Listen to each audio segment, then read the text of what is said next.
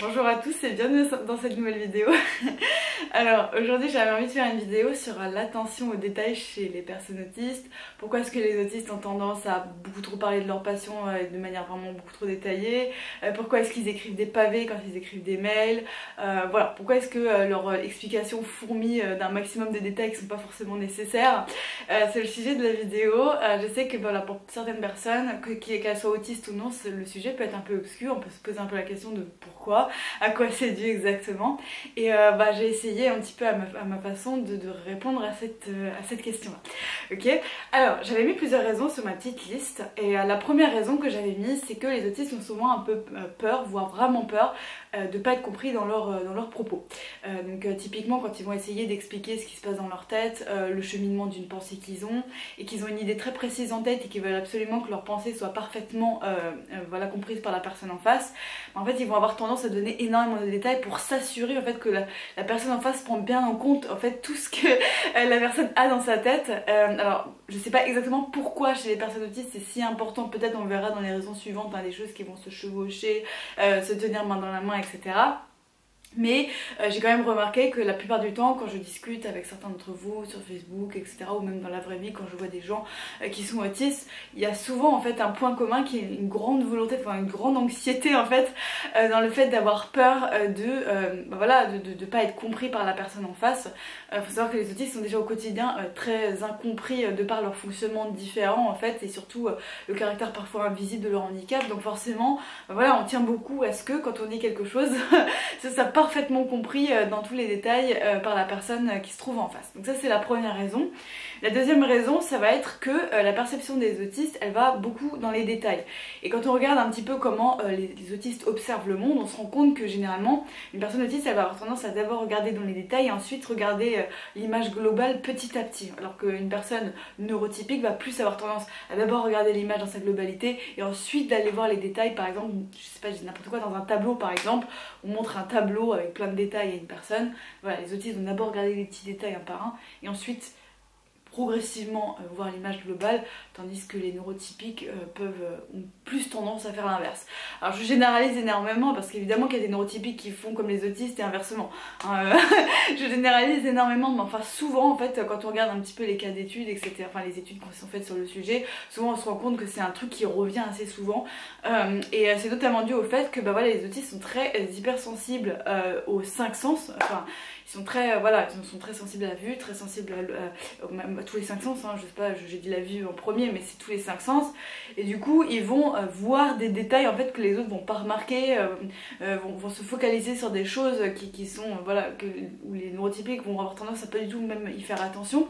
Donc forcément quand on a une attention aux détails comme ça, quand on va expliquer des choses, quand on va raconter une histoire, quand on va, je sais pas, écrire un mail ou je ne sais quoi, transmettre des informations à un individu en face de nous, forcément ça va fourmiller de détails parce que c'est comme ça en fait qu'on voit le monde, on voit le monde via ces détails.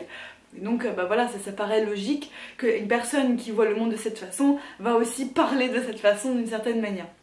Donc ça c'est la deuxième raison. D'ailleurs, petit aparté, j'en parle de plus en plus dans mes vidéos, mais j'ai besoin de l'extérioriser les amis. Mais en fait j'ai eu l'idée de cette vidéo parce que assez fréquemment, je reçois sur mon service client des pavés de personnes parmi vous. J'ai envie de vous le dire en face les amis, arrêtez de m'envoyer des pavés. En fait ça sert à rien, c'est un service, la seule adresse mail à laquelle vous pouvez me contacter c'est un service client et moi je me réserve totalement le droit de ne pas répondre à des messages qui sont en dehors en fait du service client. J'ai une vie à côté, j'ai jamais le temps de faire tout ce que j'ai besoin de faire dans ma vie. Si je commence à répondre à vos pavés, je vais y passer la vie. Donc je vous le dis les amis, si vous prenez des vents dans mon service client parce que vous m'avez envoyé un message personnel et qu'en plus c'est un pavé, ne soyez pas vexés, c'est pas contre vous, c'est juste il y a des priorités dans la vie je pense. Et c'est d'abord mes proches, c'est d'abord ma vie personnelle, mes études, mon travail, et ensuite on voit pour plus. Mais voilà, et du coup je me suis dit ça pourrait être marrant, tous ces gens qui envoient des pavés, ça pourrait faire une idée de vidéo. Bref, je trouvais ça un peu rigolo. Donc ensuite, autre chose que j'avais noté dans ma liste, c'est que souvent les autistes ont du mal à hiérarchiser les priorités. Justement, on parlait de priorités juste avant. Hiérarchiser les priorités. Alors ça veut dire quoi hiérarchiser les priorités? Ben voilà, une personne qui va avoir un fonctionnement normal, entre gros guillemets, elle va naturellement un petit peu hiérarchiser les tâches qu'elle doit faire dans sa journée par priorité.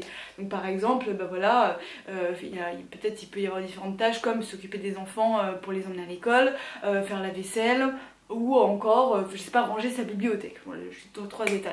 Une personne normale, elle va très vite faire les priorités dans sa tête et exécuter les tâches dans l'ordre des priorités. Pour une personne autiste, je dis pas que c'est impossible, une personne autiste peut très bien aussi établir des priorités, il n'y a pas de souci, voilà. Mais ça peut aussi être une difficulté, c'est-à-dire qu'on va passer beaucoup de temps sur une tâche qui n'est pas vraiment prioritaire par rapport à d'autres qu'on aurait à faire, etc. etc.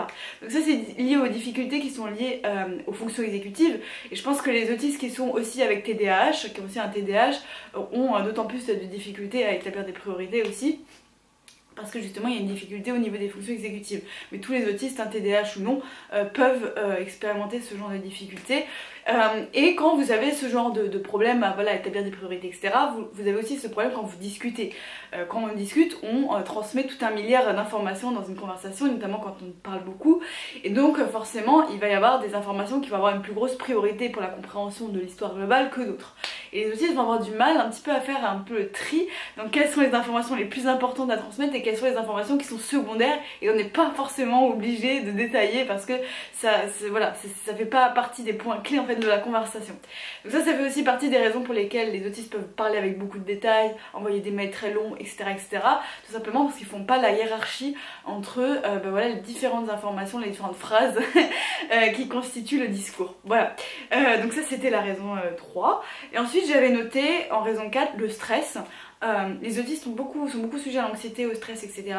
Et ça concerne autant les autistes que les neurotypiques. Quand on est stressé, on parle voilà, avec un débit de parole un peu rapide, on sort plein d'informations dans tous les sens, parce qu'on a peur, en fait, on est dans le stress, que la personne en face, elle comprenne bien ce qu'on dit, etc., etc. Ça rejoint un petit peu le point numéro 1. Mais voilà, ça c'est pas forcément autistique, c'est juste que comme les autistes sont davantage stressés, en fait, ils vont avoir tendance à beaucoup plus poser de questions, demander des détails, aller dans tous les sens, etc. etc. Et d'ailleurs ça c'est un truc que je vois aussi sur mon service client, mais pour le coup là je vous réponds puisque c'est lié au produit que je vous vends, donc forcément là je vous réponds sans souci.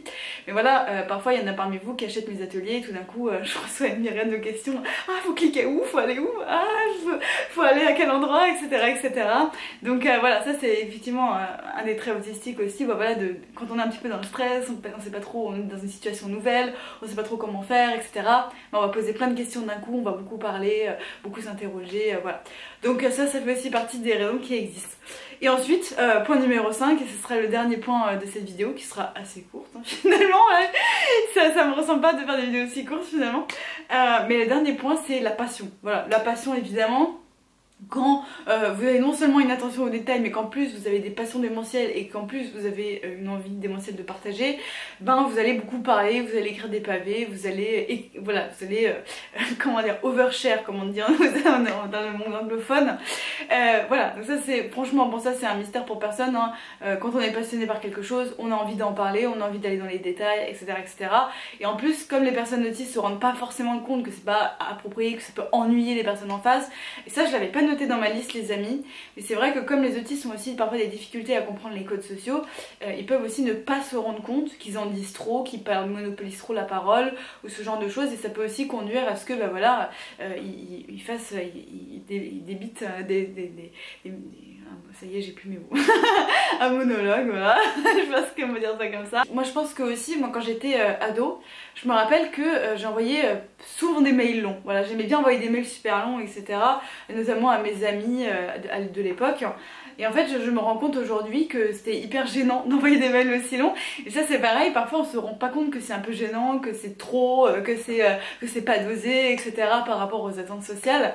Donc ça peut aussi faire partie en fait de ce qui, voilà, c'est ce qui fait qu'on va écrire des pavés ou parler pendant des heures sur un sujet en particulier en énumérant plein de détails desquels les personnes en face se foutent total. Voilà. Je tiens à dire pour terminer cette vidéo, parce que c'est quand même assez important de le comprendre, c'est que là je parle d'une certaine catégorie, j'allais dire, une certaine partie des autistes. Voilà, il faut savoir qu'il y a certains autistes qui vont au contraire très peu parler, voire pas du tout parler.